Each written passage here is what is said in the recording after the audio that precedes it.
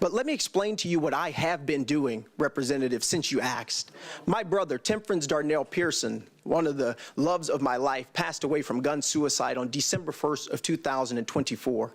And since that happened, it shattered my family like gun violence has shattered so many families. Shattered my nephew's lives, my mother, my father, my other brothers who are remaining. I buried my brother.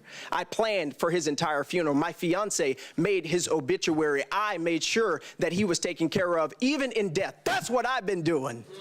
But also, not just that, I went to all of my nephew's schools. I met with their principals and their teachers to ensure that they are okay. I gave them and made sure that they had grief counseling and that they're seeing a psychiatrist. That's what I've been doing. And while you're talking about hard work, you need to realize that our job is not just in this state house with these marble floors. Our jobs are on the streets and in the communities that we serve. And so while you've been here passing bills that have been hurting transgender children, while you've been here passing bills that have been hurting the poor, hurting the marginalized, hurting the disenfranchised, while you've been here passing bills that have not ended poverty, while you've been here passing bills that have not helped people who need Medicaid expansion, while you've been here doing the hard work of making sure that our state is not the state that it can be, because you have decided. A few moments later. No, sir. 5-minute recess.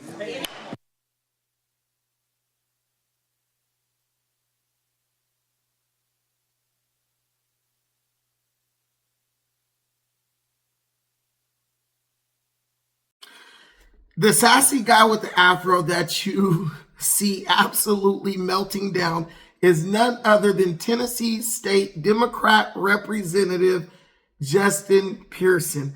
You might remember Justin Pearson from a while back when he and another Democrat state representative led an anti-gun protest to the foot of the Capitol building, and then actually led that protest onto the floor of the congressional chamber of the Tennessee State Legislature. It was an absolutely wild time. I would say it's unprecedented because I've never seen it happen before, but Justin Pearson and his counterpart were in major hot water after that. Both of them almost lost their elected position because for doing things that were unethical and putting the lives of the Tennessee lawmakers at risk. Now, Justin Pearson is at it again. He clearly did not learn his lesson. He is now on the floor of the Tennessee State Legislature trying to fight his Republican peers, his Republican counterparts, all because they refused to pass a bill that would have ended permitless concealed carry in the state of Tennessee. Obviously, Justin Pearson is very passionate about the gun control issue because he lives in Memphis. Memphis is a city that has a huge black population, and they are committing gun crimes in that city and in the surrounding area. So obviously, there are African American people who are losing their lives at the hands of gun violence. But what Justin does not understand is that everyone in Tennessee does not live in Memphis, and everyone in Tennessee does not allow their community to get so out of control with gun violence that they can't even walk down the street every day. And those people also would like the ability to protect themselves in the event that one of those violent, hyper-emotional criminals from Memphis decides to take his show on the road and commit an aggressive act or an act of crime against them. Justin, the guy who Justin was going at it with, is a representative named Andrew Farmer out of, I think the name is Severville. I don't know how to pronounce it. Don't hold me.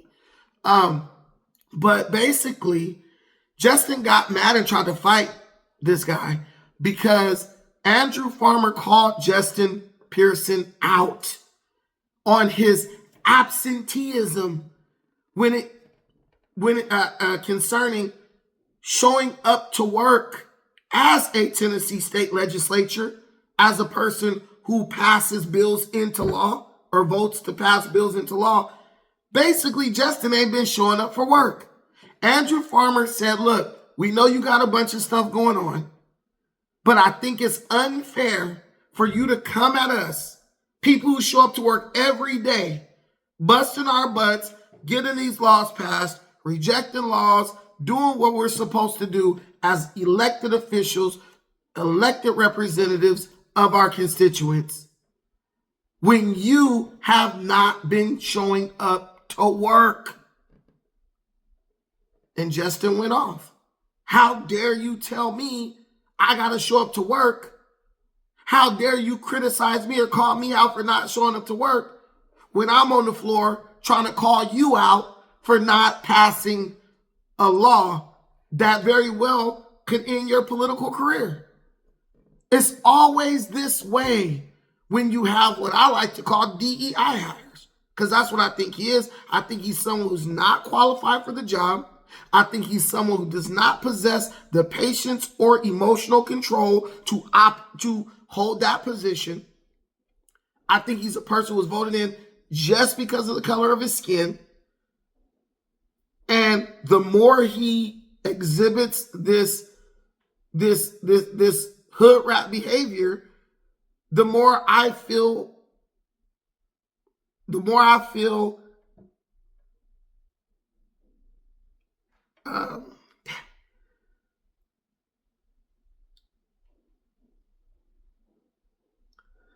the more confident I feel in my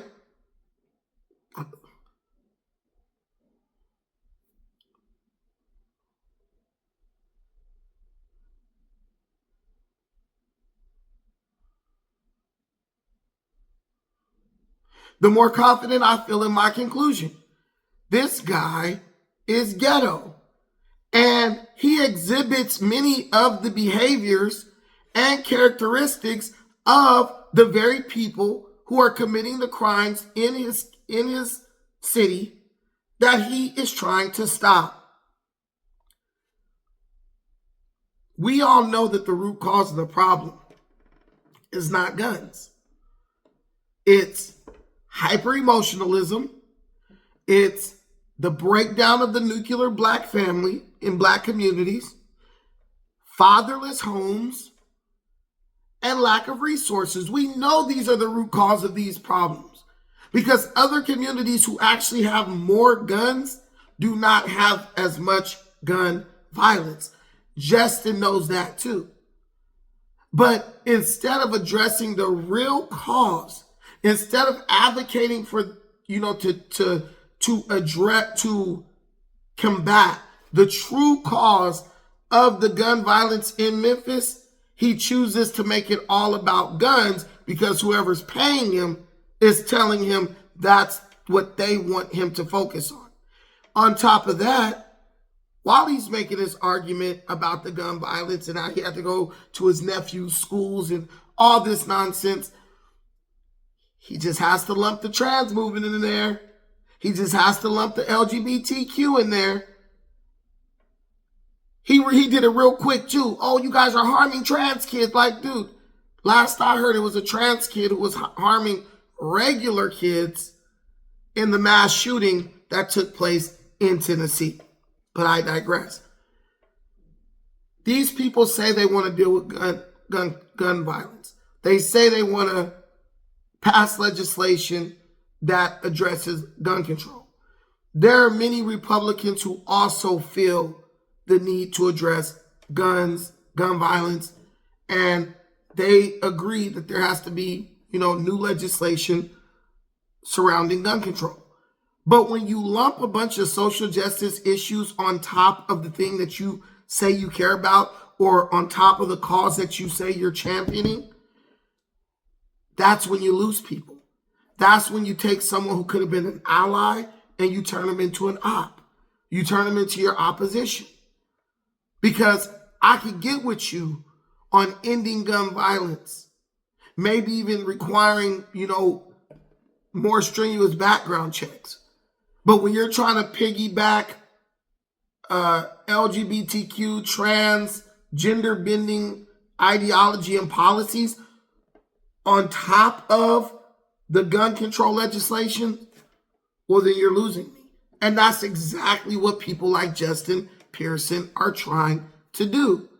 It's like someone tells you, hey, you say you go to someone and you're like, man, I'm homeless, I need a place to stay. And they're like, bro, yeah, you could come stay with me for a couple of months. It's all good. But then when you show up with your stuff, you got 3 more people with you. Oh, can they stay too? Hell no.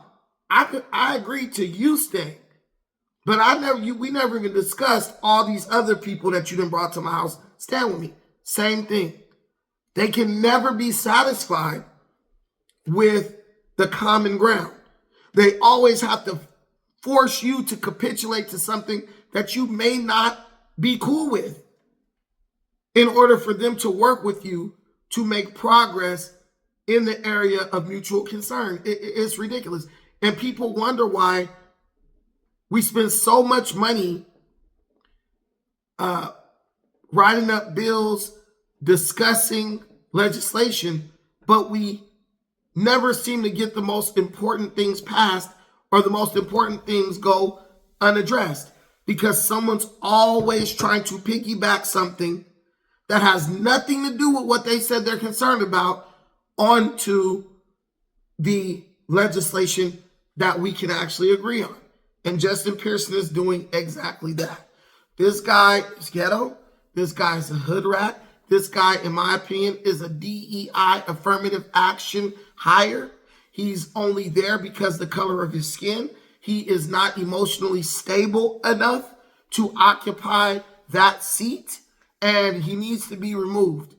And the people who keep voting for this guy, they need to wake up and smell the coffee, because the more you send this guy to that legislature where you know he will get nothing done because he refuses to work with his Republican counterparts in good faith, the more your city will see no progress. The more you will see violence continue to play out on the streets of Memphis. There's this old saying, if you play stupid games, you win stupid prizes. And I'm sorry, you guys the people in Memphis, you guys continue to send representatives to the state legislature who would prefer to play stupid games than to see your community make real progress. Thank you so much for watching this. I appreciate every single thing you do for me. Till the next time, peace.